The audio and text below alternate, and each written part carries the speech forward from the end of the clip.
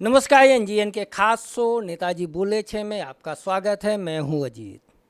आज हमारे साथ एक ऐसी शख्सियत है जिनको राजनीति कहने को विरासत में मिली है, लेकिन वो घिस घिस के पत्थर बने।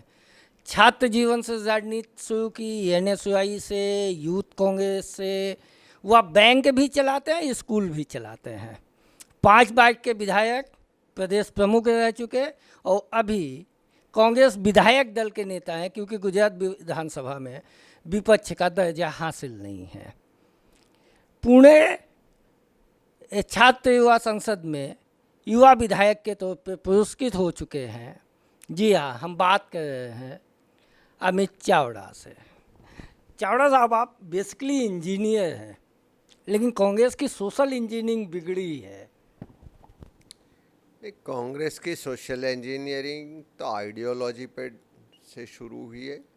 कांग्रेस की स्थापना जब से हुई तभी से ये देश के जो जीन्स है, जो डीएनए है कि विविधता में एकता, सभी जाति धर्म भाषा से ऊपर उठ के सभी भारतीय है और सब लोगों के कल्याण के लिए सबको जातिगत व्यवस्था से ऊपर उठा के सबको संवैधानिक अधिकार मिले। ये देश पे सभी लोगों का अधिकार है। देश के कायदे कानून सभी लोगों के लिए एक समान है और ये देश में सब लोग एक है, एक समान है।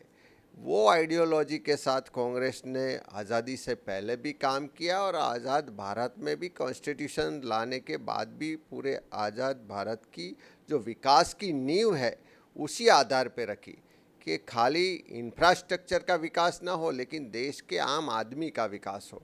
और इसीलिए जाति भाषा धर्म अलग अलग प्रांत वाला ये देश एक और अखंडित रह सका, इसके पीछे कांग्रेस की आइडियोलॉजी है। और उसी आइडियोलॉजी को हम अपने आदर्श मान के, उसी आइडियोलॉजी से प्रेरणा लेके हम भी राजनीति में आए हैं। तो मैं मानता हूँ कि कांग्रेस एक कोई पार्टी नहीं है, कांग्रेस एक विचारधारा है और ये विचारधारा आने वाले समय में भी ये देश के लिए ही ये विचारधारा फ़ायदेमंद है, भरोसेमंद है और ये देश यही विचारधारा से एक और अकबंद रह सकता है।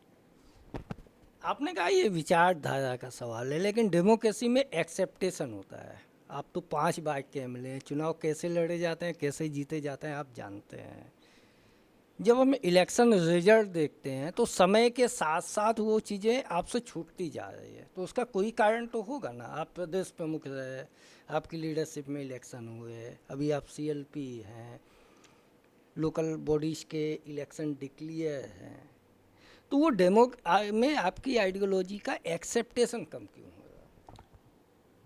एक तरफ जाति धर्म की राजनीति चल रही है, एक तरफ मुट्ठीभर लोगों के लिए देश चल रहा है, राज चल रहा है, एक तरफ बाकी सभी लोग गरीबी रेखा से नीचे जा रहे हैं और मुट्ठीभर लोग धनवान हो रहे। पूरे देश की सत्ता संपत्ति का केंद्रीकरण हो रहा है। उसके सामने कांग्रेस की विचारधारा है जो जन जन के हाथों में अधिकार देने की बात करती है, जन जन के हितों की रक्षा की बात करती है और सभी को साथ लेके चलने की बात करती है। तो मैं मानता हूँ कि पॉलिटिक्स में जब इलेक्टोरल पॉलिटिक्स होता है तो कभी उससे फ़ायदा भी होता है, कभी उससे नुकसान भी होता है। लेकिन कांग्रेस ने पॉलिटिक्स में फ़ायदा नुकसान के बदले देश के हित में क्या है, लोगों के हित में क्या है, उसी बात को ज़्यादा तवज्जो दिया है। तो मैं मानता हूँ कि गुजरात में भी आने वाले समय में फिर से लोग यही बात को समझेंगे।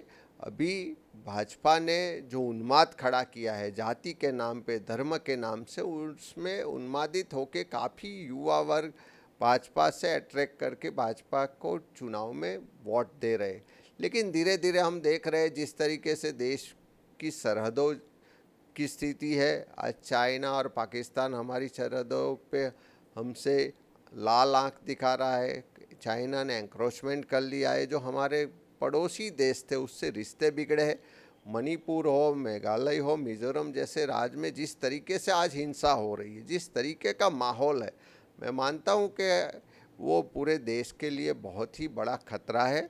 तो देश और दुनिया के लोग फिर से कांग्रेस की तरफ आशा की नज़रों से देख रहे हैं कि कांग्रेस ही एक ऐसी पार्टी है जो फिर से देश को एक अखंडित रख के आगे ले जा सकती है।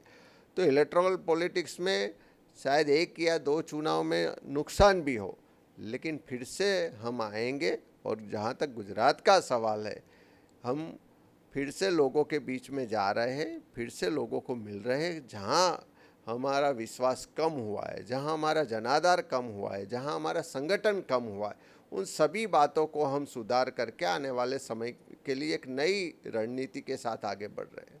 नेता विपक्ष के तौर पे आप लोगों के बीच जाए, आपकी पार्टी का एक कार्यक्रम चला, आप लीड कर रहे, उसमें किस तरह की समस्याएं सामने आई? क्योंकि हंगर मेजोरिटी तब आती है जब या तो कोई एक हवा बहुत तेज़ी से हो या तो लोग संपूर्ण संतुष्ट हों। तो आप लोगों के बीच जाते हैं, वो रिजल्ट के बाद जा रहे हैं, जब आप नेता बने उसके बाद आपका कार्यक्रम चालू हुआ, लगभग आधा गुजरात आपने घूम लिया, कि किस तरह की समस्या निकल के आती है? दिसंबर 2022 में जो चुनाव के रिजल्ट आए, उसमें बीजेपी को 156 सीट्स आउट ऑफ 182 सीट्स मिली और कांग्रेस को सिर्फ 17 सीटें मिली। लेकिन चुनाव के बाद जब हम लोगों के बीच में गए तो एक ही महीने में गुजरात के हर हिस्से से, हर वर्ग और जाति के लोगों ने बोलना शुरू किया कि भाई हमारा ये पीने का पानी का प्रॉब्लम से, रास्ते का प्रॉब्लम से, किसानों को दिन में बिजली नहीं मिल रही है, किसानों को खातर नहीं मिल रहा है, युवाओं को रोजगार नहीं मिल रहा है, और चारों तरफ करप्शन और कंप्लेंट्स है। तो जब हम लोगों के बीच जाते थे और लोगों को पूछते थे कि भाई आपने तो अभी वोट दिए हैं, अभी इतनी मेजोरिटी से सरकार बनी है, तो ये इश्यूज़ को लेके सरकार के पास क्यों नहीं जाते? तो लोग बोलते थे कि सरकार में हमारी सुनवाई नहीं होती, जो सत्ता में बैठे हैं वो लोग कोई हमारी बात नहीं सुनते, जो प्रशासन है वो हमारी सुनवाई नहीं करता, और पैसे दिए बिना एक भी काम नहीं होता। तब हम कांग्रेस पक्ष ने ये तय किया कि एक सकारात्मक विपक्ष की भूमिका निभाते हुए हम लोगों के बीच जाएंगे और हम लोगों को सुनेंगे। तो हमने एक जनमंच कार्यक्रम शुरू किया। जनमंच मतलब जनता का प्लेटफॉर्म, पब्लिक प्लेटफॉर्म। उस मंच पे हम जाति, धर्म, भाषा, किसी भी पार्टी के भेदभाव के बिना हम सबको बोलते हैं कि जिसको जो भी कंप्लेंट्स है, जिसको जो भी प्रॉब्लम्स है, कहीं भी करप्शन हो रहा है, कहीं भी मिसमैनेजमेंट हो रहा है, तो आइए हमारे मंच पे और अपनी मन की बात बताइए। प्रधानमंत्री से अपने मन की बात बताते हैं, लेकिन हम बोलते हैं कि हम जन की मन की बात जानना चाहते हैं। तो ये प्लेटफॉर्म पे हमने ब्लॉक लेवल पे कार्यक्रम शुरू किया। अभी तक हमने 24 डिस्ट्रिक्ट्स में ये कार्यक्रम किया है। हर जगह जाते हैं तो काफ़ी बड़े करप्शन के इश्यू बाहर आ रहे, काफ़ी इरेगुलरिटीज़ और मिसमैनेजमेंट के इश्यूज बाहर आ रहे। लोग जब ज़मीनी हकीकत बताते हैं तब पता चलता है कि सरकार अपने गुजरात मॉडल, मोदी मॉडल की जो बातें करते हैं, जो पब्लिसिटी और एक गुलाबी पिक्चर दिखाया जाता है, लेकिन ग्राउंड रियलिटी बहुत ही विपरीत है। आज लॉ एंड ऑर्डर की सिचुएशन खराब है। हर गांव में, हर गली में दारू बिकता है, ड्रग्स की बदी बढ़ रही है, युवाओं को रोजगार नहीं मिल रहा है, शिक्षा की कोई प्रावधान व्यवस्था नहीं है, और ऐसे किसानों के इश्यू, व्यापारी के इश्यू, महिलाओं पे अत्याचार के इश्यू, हर तरीके के इश्यूज ये बाहर आ रहे। और यही इश्यूज़ को लेके, यही कंप्लेंट्स को लेके हम एलओपी की जो ऑफिस है वहाँ से हम सरकार के विविध डिपार्टमेंट में उसको रिटर्न में भी भेज रहे हैं, उसको हम फॉलोअप भी ले रहे हैं। और आने वाले समय में जब सरकार ये इश्यू को नहीं हैंडल करेगी तो हम असेंबली में भी उठाएंगे, और ज़रूर पड़ी तो हम उसको, ये जन मंच पे से जो इश्यू आ रहे हैं उसको लेके हम जन आंदोलन भी करेंगे। एक बड़ा सवाल है, करप्शन का ये इशू है कि सीनियर आईएएस, रिटायर्ड आईएएस अंदर चले जाते हैं, लेकिन कांग्रेस में जब आते हैं तो आप जो एड्रेस करते हैं वो पीसीसी से नहीं होते। आइडियोलॉजिकल डिफरेंस इतने इशू बेस्ड क्यों है? आपके जनमंच में आपके ज़्यादातर, हमने सवाल मंगाए थे फेसबुक से कि हम अमित चावड़ा जी का इंटरव्यू करने वाले हैं, आपके कोई सवाल हो तो बोलिएगा। तो हमें 3 सवाल आए, सही है गलत है आप ही बता दीजिएगा, कि ये जो जनमंच है ना, ये पीसीसी का इसमें कोऑर्डिनेट नहीं होता, अमित भाई चलाते हैं। ये पूरा लोकल एमएलए का इन्वॉल्वमेंट नहीं होता, कई एमएलए नाराज हैं कि हमारे कॉन्स्टिट्यूंसी में हो गया, हमें पता नहीं चला। ये पूरा कार्यक्रम प्रदेश कांग्रेस समिति के थ्रू ही प्लान किया गया। 1 मई गुजरात स्थापना दिन से इसकी शुरुआत की गई और जब शुरुआत की गई तब तत्कालीन प्रदेश प्रमुख जगदीश भाई ठाकुर और हम दोनों साथ में थे और जहाँ जहाँ प्रोग्राम हुआ है उसका पूरा ऑर्गेनाइज करने का काम और जिम्मेदारी तालुका कांग्रेस समिति और जिला कांग्रेस कमेटी और प्रदेश कमेटी के थ्रू ही हुआ है और इसमें कोई भी पार्टी का इंटरनल डिफरेंसेस की कोई बात ही नहीं है। पूरी पार्टी यही प्रोग्राम्स को लेके जा रही है और हर जिले में हर ब्लॉक में जहाँ जहाँ हम गए तो सभी लीडर के साथ ऐसे नॉन पॉलिटिकल लीडर भी इस प्रोग्राम में जुड़े और सबने अप्रिशिएट किया कि गुजरात के इतिहास में फर्स्ट टाइम ऐसा हो रहा है कि कोई ऑपोजिशन पार्टी लोगों को सुनने के लिए और न खाली सुनने के लिए उनको एक मंच दे रही है कि आओ आप ये मंच पे आके बोलिए। और पहला ऐसा प्रोग्राम है जहां लीडर भाषण कम करते हैं, पब्लिक जो आती है वो भाषण करती है, वो अपनी बात रखती है और बाकी कांग्रेस के लीडर उसको नोट करते हैं, उसको सुनते हैं और उसका वीडियो बनता है, सोशल मीडिया में वायरल होता है, उसको आगे फॉलोअप की पूरी सिस्टम बनी है। ये जितने लेटर एलओपी की ऑफिस से गवर्नमेंट में लिखे जाते हैं उसकी सभी कॉपी डिस्ट्रिक्ट कांग्रेस कमेटी को जाती है और लोकल लेवल पे उसका जो भी ऑफिस में फॉलोअप लेना है वो हमारी डिस्ट्रिक्ट कांग्रेस कमेटी कर रही है। मतलब संगठन और इलेक्टेड बॉडी दोनों साथ मिलके ये प्रोग्राम चल रहा है और ये प्रोग्राम खाली कांग्रेस पार्टी का प्रोग्राम नहीं है, ये जनता का प्रोग्राम है, जनता के लिए प्रोग्राम। कनाडा डेमोक्रेटिक मॉडल है कि आप सिविल सोसाइटी के तौर पे लोगों के बीच जाइए, उनकी बात लीजिए और एक प्लेटफॉर्म पे रखिए जो भी उसका सुटेबल प्लेटफॉर्म। ये प्रोग्राम इसी विचार से, इसी कंप्लेन से शुरू हुआ कि कोई हमारी सुनता नहीं है, कहीं भी हमारी सुनवाई नहीं होती। जो गवर्नमेंट या जो प्रशासन प्रजा के टैक्स से पैसे से उनकी तिजोरी बढ़ती है, उनके प्रजा के टैक्स से पैसे से उनका पगार होता है। आज गुजरात का मुख्यमंत्री हो या कोई भी छोटे से छोटा कर्मचारी है, उसका पगार पब्लिक के टैक्स के पैसे से होता है। जब पब्लिक के टैक्स से पैसे से सरकार चलती है, बजट बनता है, उसी पब्लिक के वोट से सरकार बनती है और जब उसकी सुनवाई नहीं होती, वो सरकार में बैठे लोग नहीं सुनते, वो पब्लिक सर्वेंट्स जो ऑफिसर्स है वो नहीं सुनते, तो पब्लिक का राइट है कि उनसे जवाब मांगे। हम पब्लिक को बोलते हैं कि भाई तुम्हारा ये अधिकार है तो आप आके बोलिए और आपकी लड़ाई में हम सब साथ हैं। तो लोग धीरे धीरे बाहर आ रहे हैं और मैं बहुत स्ट्रांगली मानता हूँ कि जैसे अंग्रेज़ों के खिलाफ जब लड़ाई आज़ादी की शुरू हुई तो शुरू में लोगों में डर था, उन पे दबाव डाला जाता था, उस पे पुलिस और प्रशासन उस पे ज़बरदस्ती से डराना धमका के उसको दबा के रखती थी। ऐसी सिचुएशन आज है, लेकिन आज़ादी की लड़ाई में भी थोड़े लोगों ने शुरुआत की थी, थोड़े लोगों ने बोलना शुरू किया, लड़ाई में आवाज़ बड़ी करके बुलंद करके बात की, अंग्रेज़ों का विरोध किया, तो धीरे धीरे पूरा देश उसके साथ जुड़ा। आज ये भी नई आज़ादी की लड़ाई है, ये भी अंग्रेज़ों जैसा ही शासन है जिसमें डरा दबा के लोगों की आवाज़ को दबाया जाता है।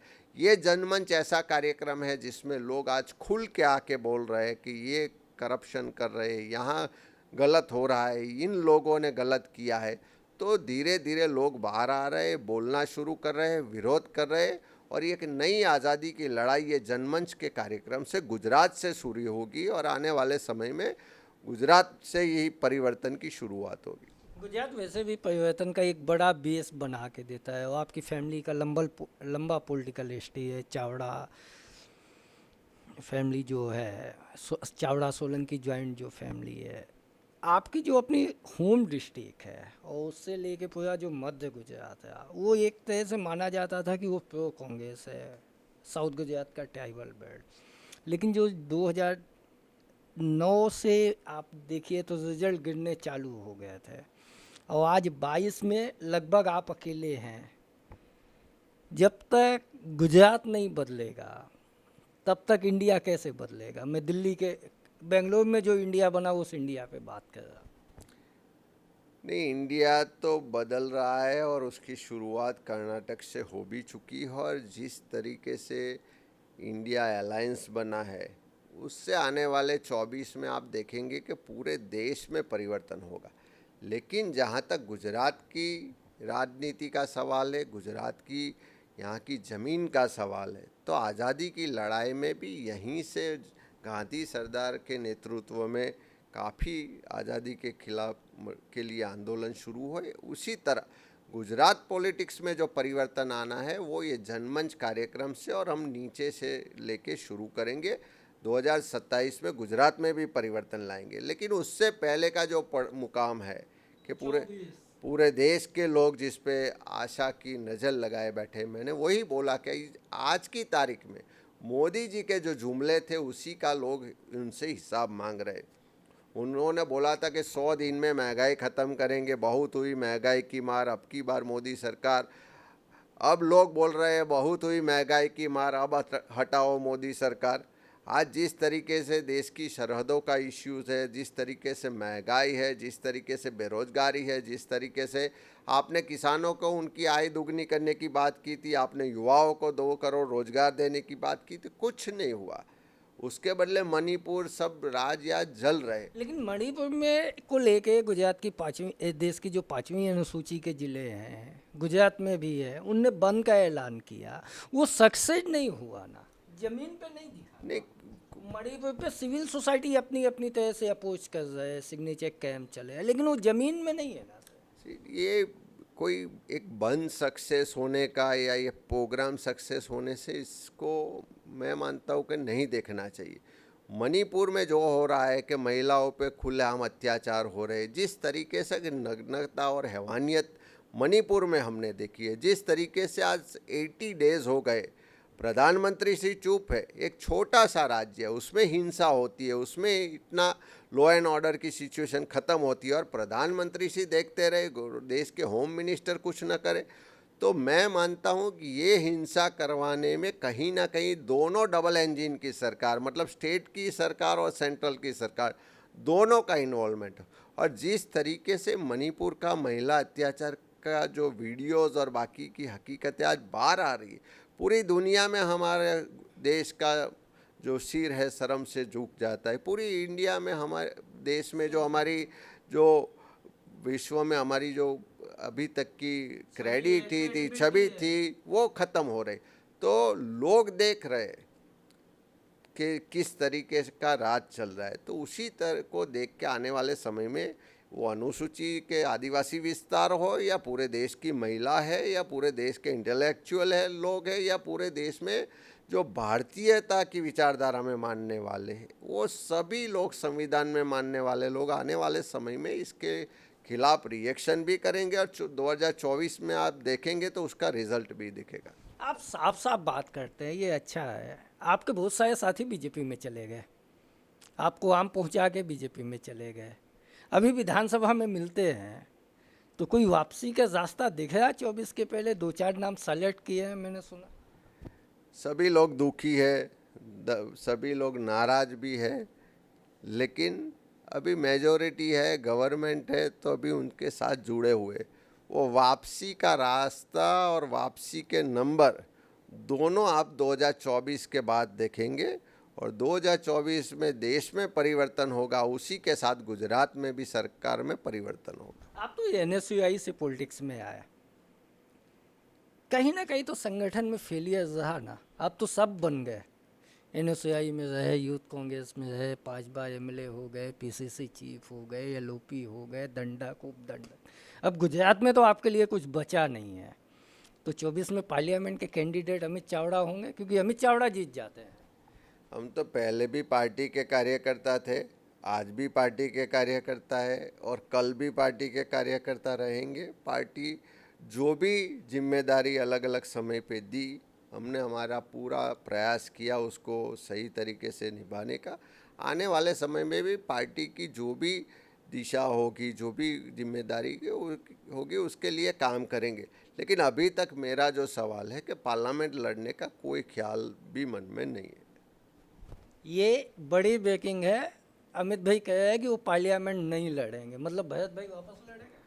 कौन लड़ेगा वो पार्टी आप LOP है, ये डिसीजन अथॉरिटी में तो आप हिस्सेदार हैं। पार्टी हमारा हाईकमांड, खड़गे जी, सोनिया जी, राहुल जी हमारा नेतृत्व लेंगे और बाकी लोकल जो स्टेट के लीडर है सभी परामर्श करके बाद में कैंडिडेट डिसाइड होंगे। लेकिन जो भी कैंडिडेट होगा, कांग्रेस का कैंडिडेट ही हमारा कैंडिडेट है और उसके लिए हम जी जान से लगेंगे और 24 में गुजरात में भी रिजल्ट लाएंगे और पूरे देश में भी रिजल्ट आएगा। ओबीसी इशू को लेके आपने बड़ा संघर्ष किया, तब तो आप एलओपी भी नहीं थे जब नियम बदले गए, चुनाव का इशू आया रिजर्वेशन का।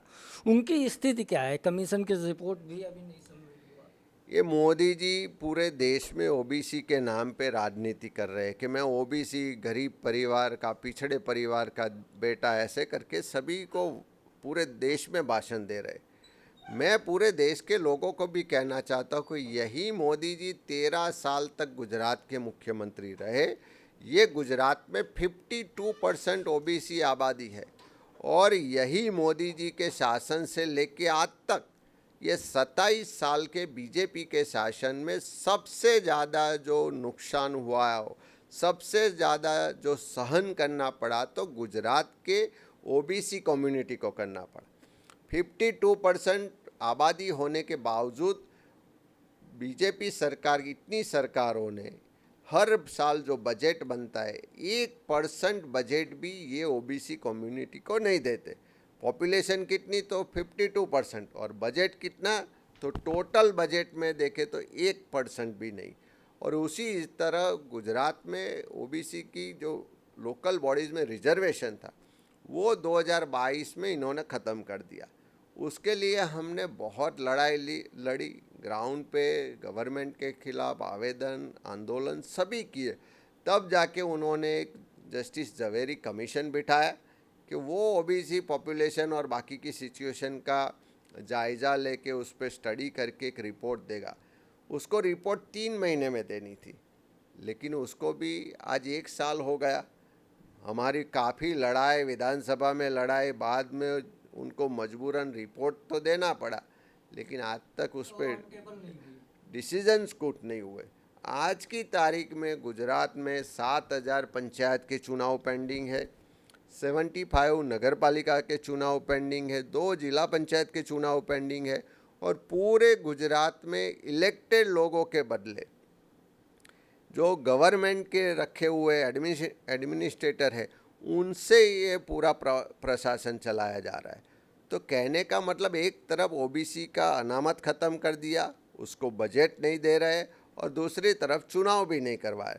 तो बाहर बातें ओबीसी की हो रही है, ओबीसी के नाम से मोदी जी राजनीति करते हैं, लेकिन मोदी जी के होम स्टेट में ओबीसी की हालत पूरे देश में सबसे बदतर हो तो गुजरात में। जातिगत जनगणना को अमित चावड़ा कैसे देखते हैं? एक नेता, पार्टी आइडियोलॉजी किनारे कीजिए, अमित चावड़ा के तौर पे जातिगत जनगणना को आप कैसे देखते हैं? जातिगत जनगणना की हम समर्थन करते हैं, इसलिए कि जिसकी जितनी पॉपुलेशन है एक बार उसको जनगणना हो जाएगी, आइडेंटिफाई हो जाएगा, तो उसको डेवलपमेंट के लिए उसको क्या बजट देना चाहिए, क्या उस पर फोकस होना चाहिए, कैसे उसको पॉलिटिकल उसका प्रतिनिधित्व होना चाहिए, उसका शेयर होना चाहिए, वो सभी हम डिसाइड कर पाएंगे। और जैसे गुजरात में जो SC ST OBC माइनॉरिटी को आज हर तरीके से उसको साइडलाइन कर रहे हैं, हर तरीके से उसको अन्याय हो रहा है। आप यहाँ के जो बोर्ड निगम देखेंगे, जो फाइनेंशियल निगम बनाए गए हैं SC ST OBC माइनॉरिटी के लिए, उसको बहुत ही कम पैसा दिया जा रहा है। बातें बड़ी हो रही है लेकिन उसको बजट ही नहीं दिया जा रहा है। तो जातिगत जनगणना होनी चाहिए और जितनी पॉपुलेशन है उसके हिसाब से बजट का प्रावधान भी होना चाहिए। लेकिन पता है कि गुजरात में 52% ओबीसी है, इतनी माइनॉरिटी है, इतना SC है, इतना ST है, लेकिन जब बजट एलोकेशन देखते हैं, उनके भले पर्टिकुलर बोर्ड निगम, ठाकुर बोर्ड, ये बोर्ड बने हैं, उसमें बजट ही नहीं है, बैठने की जगह नहीं है, ऑफिस नहीं है, तो हम जातिगत जनगणना में जाति में जाके क्या कर लेंगे? जब 52% ओबीसी को 0.1%, 2%, 5%, 8% बजट मिला है, तो वो अंत में तो वही बात हुई ना। जातिगत जनगणना होने से हर गांव में, हर एरिया में कौन सी पॉपुलेशन है वो भी आइडेंटिफाई हो जाएगी। उसको आप एक मैप पे लेके बैठेंगे तो पता भी चलेगा कि कहाँ पे कौन सी पॉपुलेशन है, उसको कैसे हम मदद कर सकते हैं, कौन सी जाति है जिसको अभी पिछड़ी है, तो उसमें एजुकेशन के लिए, उसमें इंफ्रास्ट्रक्चर के लिए, उसके बाकी के जो भी सोशल जस्टिस के रिफॉर्म्स करने वो कर सकेंगे। और बजट एलोकेशन से लेके सोशल जस्टिस और बाकी वेलफेयर स्कीम से उसके लिए भी जब प्लानिंग होगी तो उसमें बहुत आसानी भी रहेगी, फोकस भी रहेगा और उससे रिजल्ट भी आएगा। तो मैं मानता हूँ कि अभी जो जाति है उसको अन्याय हो रहा है, जिसको प्रायोरिटी में नहीं लिया जा रहा है, उसको कहीं ना कहीं न्याय मिलेगा ये जाति जनगणना के आधार से। हम इंटरव्यू को यदि अंतिम दिशा में ले जाएं तो एक बड़ी चीज़ ये है कि जो अर्बन सेक्टर्स है गुजरात के, वो कांग्रेस से लगभग 20 साल से दूर होते गए। और जो सीमांकन हुआ 2007 का जो सीमांकन हुआ, उस सीमांकन में ऐसी डिजाइन हो गई थी कि वो एक तरफ गेन था एक तरफ लॉस था। ये अर्बन सेक्टर को जब तक कंट्रोल नहीं होगा तब तक रिजल्ट नहीं आएगा, ये पॉलिटिकल लोग मानते हैं। इसके लिए आप एक नेता के तौर पे क्या सोचे, नहीं, आप ये सही है कि नहीं? आपकी बात सही है। अर्बन एरियाज में गुजरात में कांग्रेस वीक है। जो इश्यूज को लेके हमें जाना या उठाना चाहिए उसमें कहीं ना कहीं हम पीछे भी रहे। इस बार 2022 के इलेक्शन के बाद हम सब ने भी बैठ के उसकी स्ट्रेटेजी बनाई है कि आने वाले चुनाव से पहले हम अर्बन एरियाज़ के लिए अलग लाइन से जा रहे हैं। अभी हम बूथ को यूनिट बना के उससे शुरुआत कर रहे हैं और वार्ड कमिटीज़ को ज़्यादा स्ट्रेंथनिंग करेंगे और उसके हिसाब से वहाँ के जो लोकल इश्यूज़ है उसको ज़्यादा फोकस करेंगे। अभी तक जनरल इश्यूज जो महंगाई है, बेरोजगारी है, करप्शन से और बाकी के इश्यू पे फोकस हो रहा है, लेकिन हर वार्ड में उसकी वहाँ पानी का प्रॉब्लम है, ड्रेनेज का प्रॉब्लम है, स्ट्रॉम वाटर डिस्चार्ज का प्रॉब्लम है, स्ट्रीट लाइट का प्रॉब्लम है, सफाई का प्रॉब्लम है। वोट जो टैक्स पे कर रहा है उसके हिसाब से उसको फैसिलिटी नहीं मिलती। अर्बन एरियाज़ में जैसे ट्रैफिक का प्रॉब्लम है, बाकी के इलीगल कंस्ट्रक्शंस के प्रॉब्लम है, ये सभी इश्यूज़ को हम अलग अलग लेवल पे उठाने की शुरुआत कर रहे हैं। उसका प्लानिंग हो रहा है।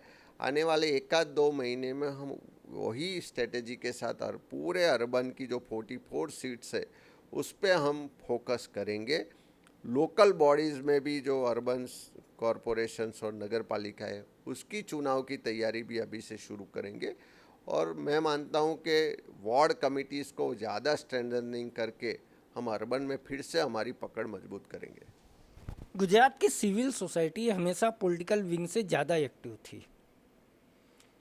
गुजरात मूवमेंट देख लीजिए, उसके बाद का एंटी रिजर्वेशन मूवमेंट तक कभी देखिए। अभी सिविल सोसाइटी एकाएक साइलेंट हो गई, इंक्लूडिंग जो गोधा और पोस्ट गोधा राइट्स हुए उसमें भी सिविल सोसाइटी ने एक बड़ी भूमिका निभाई थी, लड़ाई लड़ी थी। गुजरात के सिविल और एक सर्वे आया कि 33% लोग सोशल मीडिया में अपना ओपिनियन देने से डरते हैं। तो ये सिविल सोसाइटी और ये भय के बीच में जो माहौल बना है, इसमें आप अपोजिशन के लिए कितनी स्पेस देखते हैं? ये आपने सही बताया कि मैंने पहले ही जो बात बताई थी कि ये दूसरे अंग्रेज है। पहले अंग्रेज थे, उसी राज में भी लोगों को डराया जाता था, दबाया जाता था, लोगों को जेल में डाला जाता था। कहीं लिखने की आज़ादी नहीं थी, बोलने की आज़ादी नहीं थी, विरोध करने की आज़ादी नहीं। ये नए अंग्रेज़ों ने भी वही स्टाइल से राज शुरू किया। यहाँ भी कोई पत्रकार लिखता है सरकार के खिलाफ तो उस पर राजद्रोह लग जाता है, कोई विरोध करता है तो उस पर केसेस हो जाता है, कोई ट्वीट करता है तो उस पर आसाम में केस हो जाते हैं। ऐसे काफ़ी लोगों को डरा दबा के सिविल सोसाइटी का आवाज़ भी दबाया। काफ़ी लोगों पे ईडी और इनकम टैक्स और बाकी की एजेंसियों का दुरुपयोग करके भी डराया गया। वो संजीव भट्ट जैसे आदमी को आज इतने साल से जेल में डाला गया और बाकी काफ़ी एग्जाम्पल है। मैं मानता हूँ कि सिविल सोसाइटीज़ के लोग जो लड़ाई लड़ रहे थे, जो इश्यूज उठा रहे थे, जो लोगों की आवाज़ को बुलंद करते, कहीं ना कहीं उनको डरा के दबा के उसको साइलेंट करने का प्रयास हो रहा है। लेकिन आज भी मैं धन्यवाद देता हूँ, काफ़ी लोग ऐसे हैं कि जो बिना डरे कोई भी नुकसान हो तो उसकी तैयारी के साथ आज भी वो अपनी आवाज़ उठाए। एज ए ऑपोजिशन मैं उनको भी कहना चाहता हूँ कि आप अपनी आवाज़ उठाइए, हम भी आप सबके साथ हैं और उसी सिविल सोसाइटी की आवाज़ को बुलंद करने के लिए, उसको सपोर्ट करने के लिए ही हमारा जनमंच का कार्यक्रम है। और उसी में हम बोलते हैं कि भाई आइए, ये प्लेटफॉर्म आपका है। ये प्लेटफॉर्म अभी कोई वोट लेने के लिए नहीं आए, कोई पॉलिटिकल स्पीच देने को नहीं आए, किसी के खिलाफ भाषण करने के लिए भी हम नहीं आए। हम आपको बोलने के लिए प्लेटफॉर्म दे रहे हैं, आपको सुनने आए हैं। तो मैं मानता हूँ कि हमने, कांग्रेस ने जो जनमंच कार्यक्रम शुरू किया है, वो एक सिविल सोसाइटी की को और एक आम सिविलियंस को एक प्लेटफॉर्म देने वाला कार्यक्रम है। और उसके जरिए धीरे धीरे लोग बाहर आ रहे हैं, बोल रहे हैं और लड़ने के लिए भी आगे आ रहा है। जो मैं मानता हूँ कि आगे वाले समय में जो एक नई आज़ादी की लड़ाई है, उसके लिए बहुत बड़ी शुरुआत है। दिल्ली गुजरात कांग्रेस से क्यों नाराज है? दिल्ली कोई नाराज नहीं। 2 बार तो आप जाके आए, आपके लीडर्स जाके आए, तमाम बात हुई, प्लान हुआ, मीडिया रिपोर्ट्स हैं, थोड़ी बहुत हमें भी पता चलता है। नहीं नहीं, कोई नाराज़गी नहीं है। दिल्ली हमारा हाईकमांड है, हमारे नेतृत्व है। तो जब भी बुलाते जाते हैं, जब भी हमें मिलना होता है तो भी टाइम लेके जाते। तो जाना आना भी होता है, मिलना मिलाना भी होता है, उसमें कोई नाराज़गी की बात नहीं है।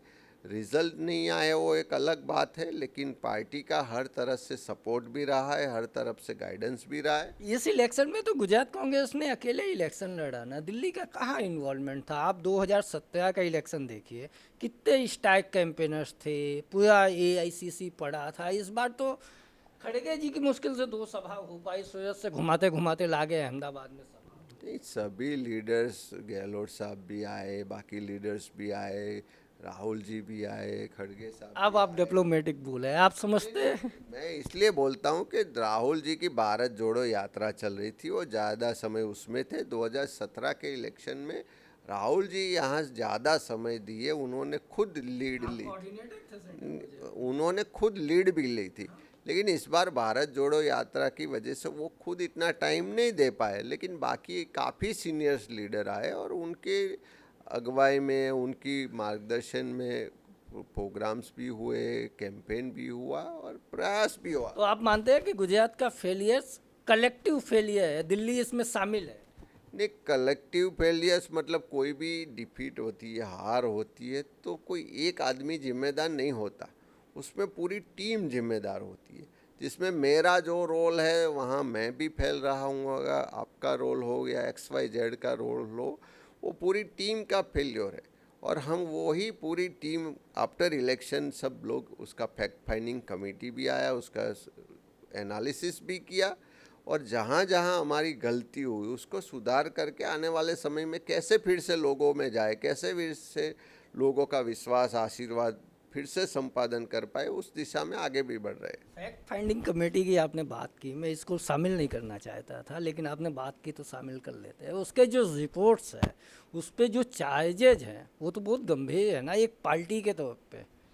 नहीं, अभी कोई रिपोर्ट सार्वजनिक हुई नहीं। नहीं नहीं, वो कोई रिपोर्ट सार्वजनिक हुई नहीं। आपको पता है? नहीं नहीं, 3 मेंबर्स की कमेटी थी, उन्होंने कॉन्फिडेंशियल रिपोर्ट पार्टी प्रेसिडेंट को दे दिया। किसी चौथे आदमी को मतलब पता नहीं है, पार्टी प्रेसिडेंट और बाकी उसकी गला। आपको भी नहीं पता? मुझे भी नहीं पता, XYZ किसी को भी पता नहीं। तो हवा हवा में जो बातें हो रही है और उसको मीडिया भी हवा दे रही है, मैं मानता हूँ कि बहुत गलत है। ये फैक्ट फाइंडिंग कमेटी का रिपोर्ट बिल्कुल कॉन्फिडेंशियल था। उन्होंने रिपोर्ट हाईकमांड मतलब पार्टी प्रेसिडेंट को दिया, उन्होंने किसी और को रिपोर्ट साझा नहीं किया। तो फिर आपके पास कहाँ से बात आई, मेरे पास कहाँ से बात आई, और किसी को पता नहीं, इंक्लूडिंग मैं खुद बोलता हूँ कि किसी को पता नहीं है। तो किसी ने हवा में बात शुरू की और उसको हम ज़्यादा तवज्जो दे, वो ठीक नहीं है। कहीं ना कहीं किसी को नाराज़गी हुई और किसी ने बोल दिया, वो सही नहीं होता। तो रिपोर्ट तो कभी किसी ने देखी नहीं, कभी पढ़ी नहीं, कभी सुनी नहीं, तो उसके आधार पे मीडिया में बात करना या उसके आधार पे डिस्कशन या डिबेट करना, मैं मानता हूँ कि वो ठीक नहीं है। गुजरात को नया जनरल सेक्रेटरी कब मिलेगा?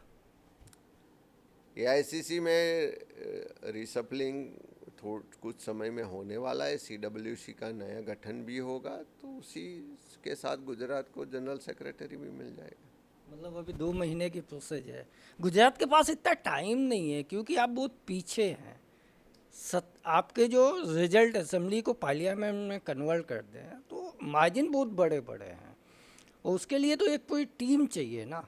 तो आप गुजरात के लिए तो स्पेशल सोचना होगा। देखिए, गुजरात में नए प्रेसिडेंट शक्ति सिंह जी भी अभी बने हैं और उसके साथ थोड़े टाइम में प्रभारी भी आ जाएंगे। और प्रभारी आने से पहले भी हम सब लोगों ने मिल के पूरा डिस्कशन भी किया है, पूरी स्ट्रेटजी भी बनाई है और पार्लियामेंट की तैयारी शुरू भी हो चुकी है। नई पीसीसी कितनी बड़ी होगी? 450 जैसी, 300, 250, 200? वो नए पीसीसी प्रेसिडेंट ही बताएं। तो जहर है ना पीसीसी, आपको तो पता है कि कैसे नाम आते हैं, कितने दरवाजे से कवर आते हैं, और फिर सबको शामिल कर लो।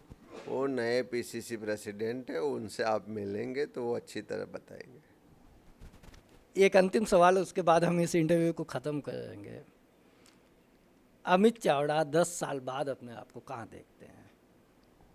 आप तो स्पोर्ट्समैन थे, अभी टाइम मिलता है कि नहीं कि इसी में? नहीं, स्पोर्ट्समैन भी है और स्पोर्ट्समैन स्पिरिट भी है। स्पिरिट तो आप में लगी, क्योंकि ये हमारी आपकी तीसरी मुलाकात है। आप खुल के बोल लेते हैं, नेता बोलते नहीं। मैं मानता हूँ कि आने वाले समय में गुजरात में जिस तरीके से आज लोगों को अन्याय हो रहा है, अत्याचार हो रहा है, जिस तरीके से पूरी सत्ता और संपत्ति का केंद्रीकरण हो रहा है, जिस तरीके से गुजरात में गरीब पिछड़े लोगों को और पिछड़ा बनाने का पूरा प्रयास हो रहा है, वो शिक्षा हो, बाकी की व्यवस्था हो, सब जगह। तो ऐसे समय में हमारी प्रायोरिटी है कि आने वाले समय में हम यही लोगों के साथ जाके उनकी आवाज़ को बुलंद करें, उनका विश्वास संपादित करें और गुजरात में सत्ता परिवर्तन के साथ पूरा जो सोशल रिफॉर्म्स की ज़रूरत है कि जहाँ एक अमीर ज़्यादा अमीर बने, उसके बदले एक गरीब है उसको हम मिडिल क्लास में कैसे लाए, मिडिल क्लास में है उसको अपर मिडिल क्लास में कैसे लाए, हम शिक्षा को इतना सुलभ और सुनिश्चित कैसे कर पाए और शिक्षा लेने के बाद रोजगार कैसे मिले, वो सभी जो डेवलपमेंट ह्यूमन इंडेक्स के क्राइटेरियाज है उसको हम फुलफिल कैसे कर पाए, उस दिशा में आने वाली कांग्रेस की सरकार काम करे। वो हमारे आने वाले 10 साल का प्रोजेक्ट है। अभी आप ये इस सवाल के जवाब में नहीं कहिएगा कि दिल्ली तय करेगी। इंडिया में तो आम आदमी पार्टी और कांग्रेस दोनों साथ है बेंगलोर में। गुजरात में जो 24 का इलेक्शन होगा उसमें साथ में होंगे या अलग अलग होंगे? और ये आपके अधिकार क्षेत्र का मामला है। नहीं, अधिकार क्षेत्र तो बाद में आता है कि जब पूरे देश की जो इंडिया का अलायंस बन रहा है उसकी एक कॉमन मिनिमम प्रोग्राम तय हो जाए, कॉमन उसमें क्या एजेंडा रहेगा और कैसे सीटों का बंटवारा और बाकी की प्रोसीजर होगी, एक बार ऊपर लेवल पे तय हो जाएगा। बाकी स्टेट लेवल पे कुछ भी होगा तो उसमें स्टेट लीडरशिप बैठ के डिस्कस करके प्रपोजल सेंट्रल को भेजेंगी, लेकिन उसके लिए अभी काफ़ी टाइम है। मानसिक तौर से आप तैयार हैं कि गठबंधन हो तो कोई दिक्कत नहीं है, जबकि कांग्रेस का एक बड़ा तबका ये मानता है कि ये जो 17 सीटें आई हैं उसमें आम आदमी पार्टी का बड़ा योगदान है। 40 से 42 सीटें आम आदमी पार्टी के कारण है। ये जो वोटों का बंटवारा हुआ उसी वजह से 156 बीजेपी को सीट आई है, उसमें कोई डाउट नहीं है। आने वाले समय में भी वोटों का बंटवारा कैसे रोका जाए, कैसे बीजेपी को रोका जाए, कैसे लोगों के जो एंटी इनकम्बेंसी है उसको एकजुट करके रिजल्ट में परिवर्तित करे, वो हमारी प्रायोरिटी होगी और उसमें के लिए हम बैठ के स्ट्रेटेजी बनाएंगे। मतलब संभावनाएं, दरवाजे खुले हैं गठबंधन के गुजरात में। चर्चाएं, दरवाजे और सभी पॉलिटिक्स में खुले ही रहते। एनसीपी के साथ आपका बड़ा लगाव था जब तक बोस्की थे, उनका बीजेपी के साथ भी बड़ा लगाव होता है। अब गुजरात में एनसीपी का क्या होगा, क्योंकि वो जो कैंप था वो तो बीजेपी के साथ चला गया।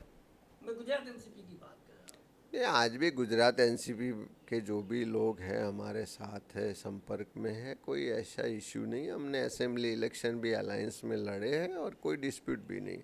तो आने वाले समय में भी मैं मानता हूँ कि गुजरात में कोई ऐसा इश्यू नहीं रहेगा। तो ये थे अमित चावड़ा।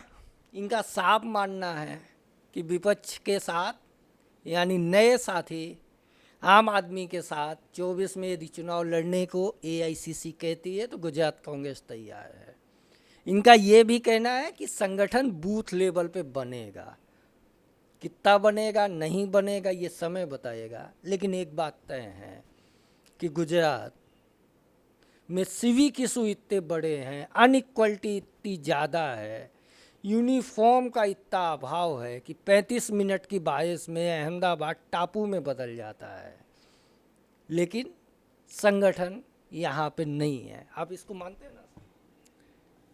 लोग यहाँ चुनाव में जो बीजेपी को वोट दिए, मैं मानता हूँ कि वो अहमदाबाद में तो 25 साल से बीजेपी है, मुझे तो 14 महीना। इसीलिए मैं बोलता हूँ कि लोग यहाँ जाति और धर्म के उन्माद में आके वोट करते, उसकी वजह से ये हाल है।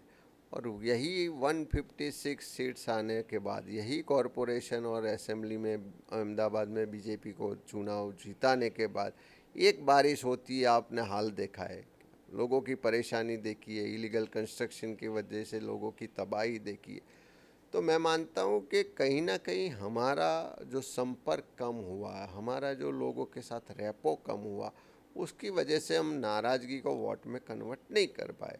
तो हमारा ये प्रयास रहेगा कि वही बात को फिर से हम ग्राउंड लेवल पे लोगों के बीच में जाए, एक रिश्ता, एक संवाद फिर से प्रस्थापित करें। वार्ड लेवल पे हमारा जो संगठन है, बूथ लेवल पे संगठन है, उसको एक्टिव करें तो ये एंटी इनकम्बेंसी वोट में परिवर्तित हो। वो दिशा में हम आगे आने वाले समय में फिर से प्रयास करेंगे। ये गुजरात में आप देखिए तो ब्यूरोक्रेसी इतनी हावी है कि तमाम टॉप पोस्ट रिटायर्ड ब्यूरोक्रेट्स के पास है। ये डेमोक्रेसी के लिए आप इसको कैसे देखते हैं? ये पॉजिटिव साइन है, निगेटिव साइन है क्या? मिनिस्टर अपनी फाइल मूव नहीं कर सकते बिना ब्यूरोक्रेट्स के चाहे? ये पूरी गुजरात में रिमोट कंट्रोल से सरकार चलती है, जिसका रिमोट कंट्रोल दिल्ली में नरेंद्र मोदी और अमित शाह के हाथ में। उनके जाने के बाद उन्होंने जो भी यहाँ सीएम्स आए, वो खाली नाम के सीएम रह जाते। हर बड़ा डिसीजंस, हर नई बड़ी पॉलिसी वहीं से डिसाइड होती है, और उसी के लिए जो उनके चहीते ऑफिसर्स है, उनको कहीं ना कहीं रिटायर होने के बावजूद सालों तक एक्सटेंशन दे दे के उनको वही जगह पे रखा जाता है और अलग अलग जगहों पे रखा है। और रिटायर ऑफिसर्स के थ्रू जो भी करना है वो गलत काम करवा सकते हैं। जिसको भी डराना हो, दबाना हो, जिसको भी कुछ पॉलिसी वाइज चेंजेस करने वो करवाते हैं। तो मैं मानता हूँ कि ये बहुत बड़ी ये गलत बात है, डेमोक्रेसी के लिए गलत बात है, ब्यूरोक्रेसी के लिए गलत बात है। काफ़ी ऐसे ब्यूरोक्रेट्स ऐसे हैं जो पोटेंशियल है, जो ऑनेस्ट है, जो अच्छा काम करके डिलीवर कर सकते हैं, ऐसे लोगों को चांस नहीं मिलता है और वो ऐसी पदों पे रिटायर लोग कब्जा जमाए बैठे। तो ये हर जगह जो एक्सटेंशन वाली बात है उसको ख़त्म करनी चाहिए, और बीजेपी उसको बढ़ावा इसलिए दे रही है क्योंकि रिटायर ऑफिसर्स के जरिए वो अपना मन चाहा काम करवाना चाहती है। अगला सेशन कैसा होगा?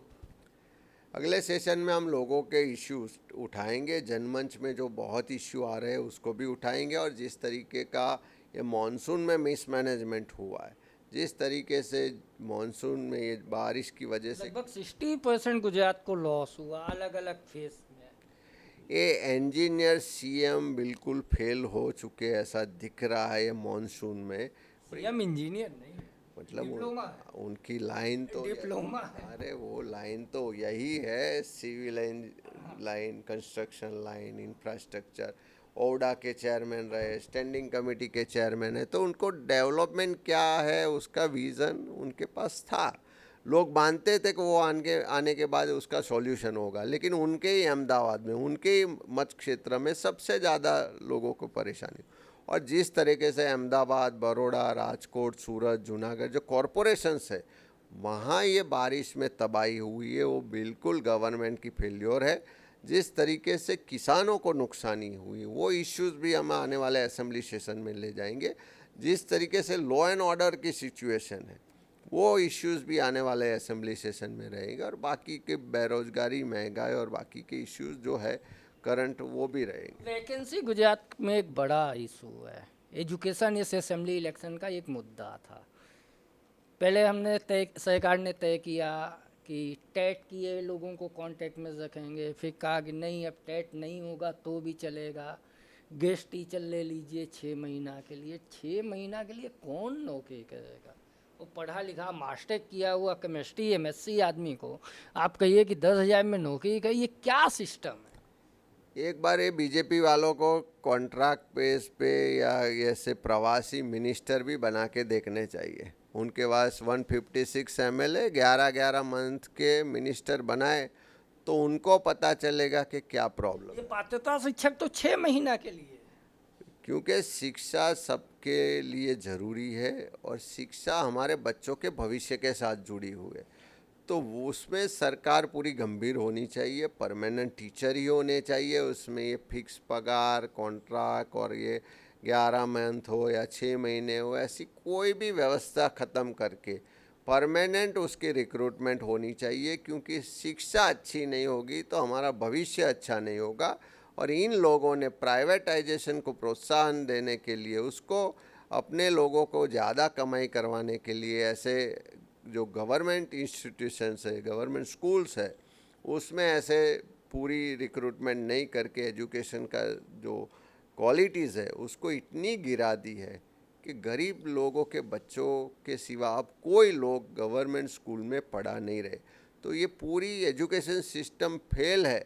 उसकी वजह ये बीजेपी की गवर्नमेंट की पॉलिसी है। अब बहुत सारे सामाजिक संगठनों से जुड़े हुए हैं तमाम तरह के।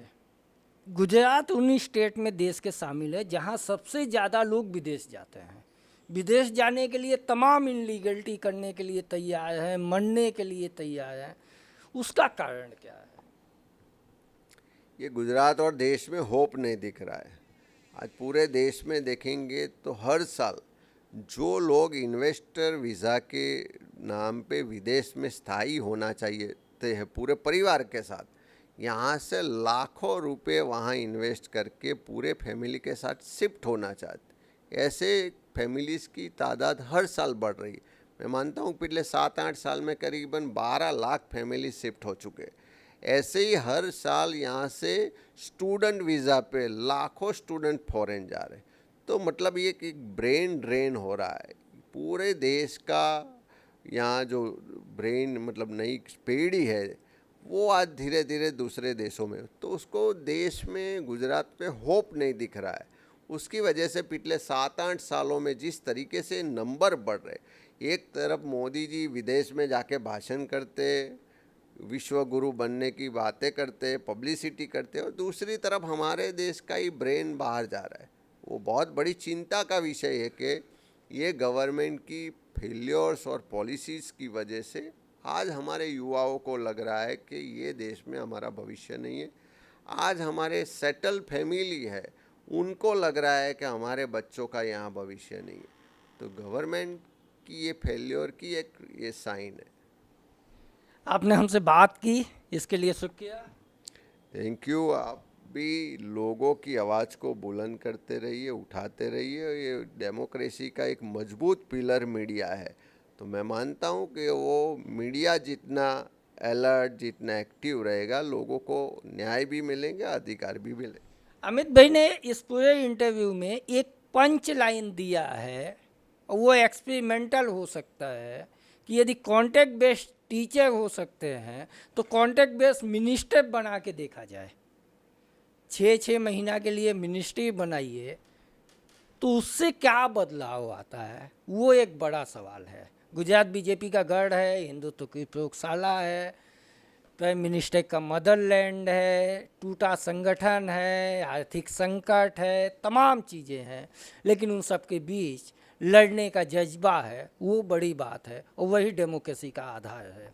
यह शो आपको कैसा लगा हमें कमेंट्स बॉक्स में बताइएगा, और अगले नेता से आप कौन सा सवाल पूछना चाहते हैं वो हमें बताइएगा, ताकि हम अमित भाई की तरह पूछ सकें। मुझे इजाज़त दीजिए। मैं अजीत, कैमरा पर्सन हनीफ के साथ NGN के खास शो नेताजी बोले छे के लिए। नमस्कार।